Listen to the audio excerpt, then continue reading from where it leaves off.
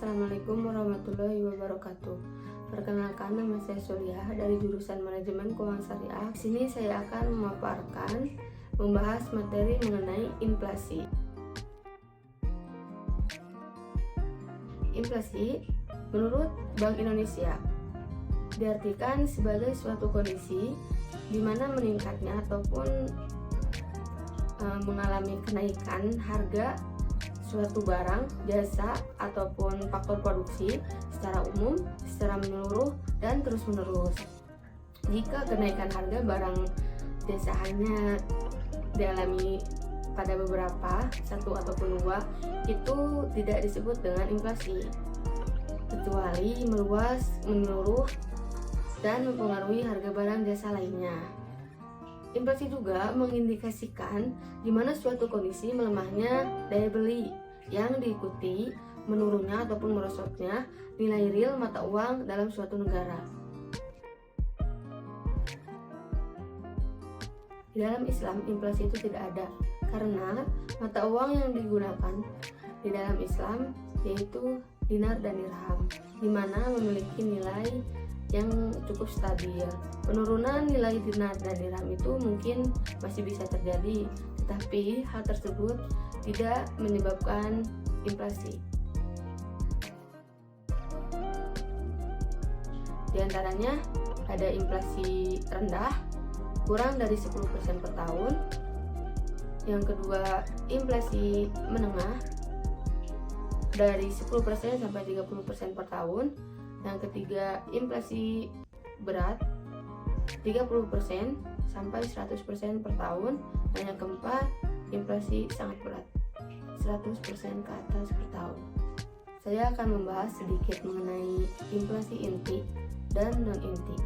Inflasi inti merupakan komponen inflasi yang cenderung stabil dan dipengaruhi oleh fundamental.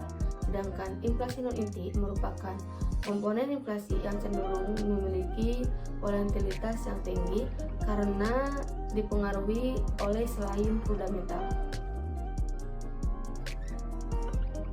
Mengenai penyebab terjadinya inflasi, ada beberapa faktor, diantaranya adanya kenaikan harga pada barang yang diimpor, adanya penawaran uang yang terlalu berlebihan tanpa adanya pertambahan dan penawaran barang, serta adanya kekacauan pada politik dan ekonomi yang diakibatkan oleh pemerintah kurangnya bertanggung jawab.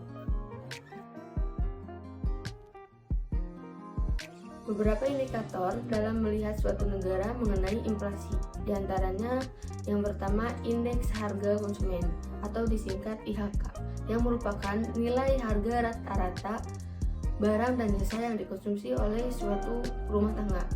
Yang kedua, indeks harga perdagangan besar atau disingkat IHPB, yang merupakan perkembangan harga level tinggi perdagangan besar atau disebut juga grosir.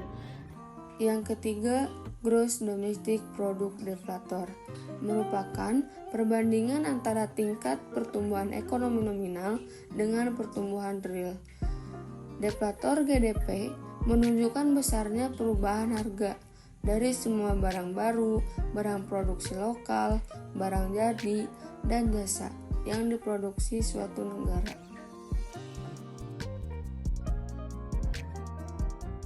Terdapat dampak negatif dan positif. Dampak negatifnya diantaranya yang pertama mengakibatkan perekonomian tidak berjalan dengan normal. Yang kedua, masyarakat cenderung menarik tabungannya. Yang ketiga, produsen memanfaatkan kesempatan kenaikan harga.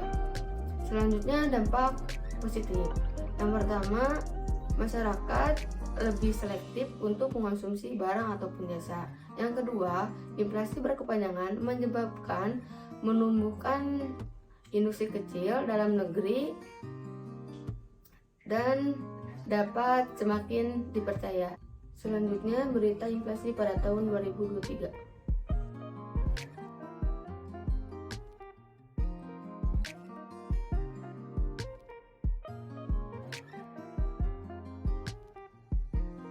Upaya pemerintah dalam menangani inflasi. Yang pertama, kebijakan fiskal.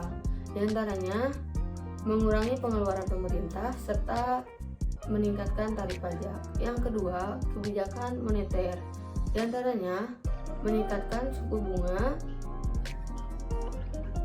terus mengurangi uang yang beredar, serta menjual surat berharga pemerintah untuk menarik uang dari pasar. 3. Kebijakan non-moneter dan non-fiskal. Di antaranya, yang pertama mengatur kenaikan upah.